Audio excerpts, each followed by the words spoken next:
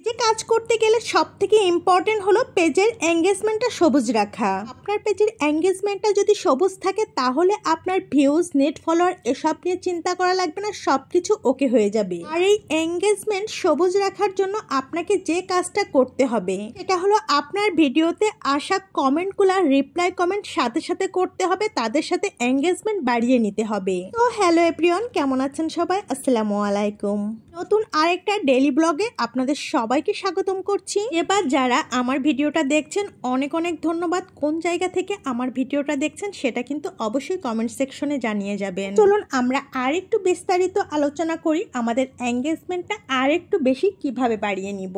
প্রতিদিন আমরা একটু একটু করে 300-400 ভিডিও না দেখে যদি আমরা 40 থেকে 50টা ভিডিও দেখি পুরা, আর ওই ভিডিও রিলেটেড গঠনমূলক কমেন্ট করে থাকি, ওই ভিডিওর নিচে যারা কমেন্ট করেছে তাদেরকে আমরা যদি কিছু রিয়াকশন দিয়ে কিছু রিপ্লাই কমেন্ট করে থাকি তাহলে কিন্তু আমাদের অনেক বেশি ফলোয়ার্স বেড়ে যাবে।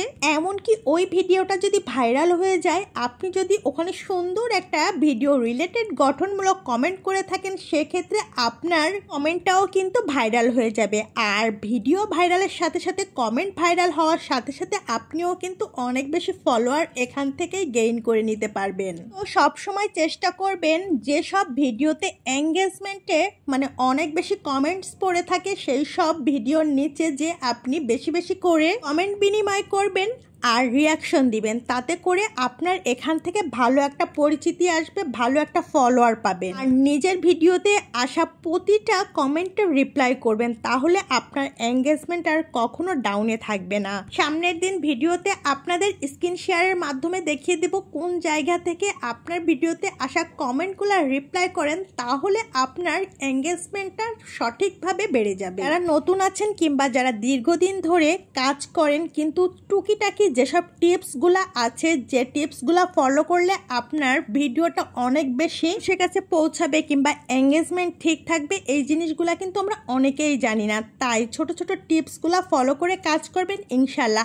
আপনার ভিডিও ফর ইউতে যাবে। এখান থেকে ভালো একটা এঙ্গেজমেন্ট আপনি গেইন করে নিতে পারবেন। তো অনেক তো ভিডিও টিপস সম্পর্কিত কথা বললাম, এখন চলুন গরম গরম চা করে নিই। বাসায় একা থাকলে একেবারে চা খেতে ইচ্ছা করে না, কিন্তু আজ হঠাৎ করে কেন জানি দুপুরেই চা খেতে ইচ্ছা করছিল, তো যে কথা সেই কাজ চলে গেলাম। চা করতে করতে ভাবছিলাম নিজেকে তো আগের মতো করে আর টাইম দিই না, তা চাটা যখন খাচ্ছি নিজেকে একটু সুন্দর করে চাটা পরিবেশন করার মাধ্যম তৈরি করি না। মাথায় চিন্তাটা আসলো, মাটির এই হাঁড়ি আর পিসটা বের করে নিয়ে নিজের জন্য একটু ডেকোরেশন করছিলাম, আর এই তো ডেকোরেশন করে নিলাম। যারা আমার ভিডিওটা দেখেন ভালো লাগলে একটা শেয়ার দিয়ে দিবেন, কমেন্টে আপনার ওপিনিয়ন জানাবেন। Thanks for watching.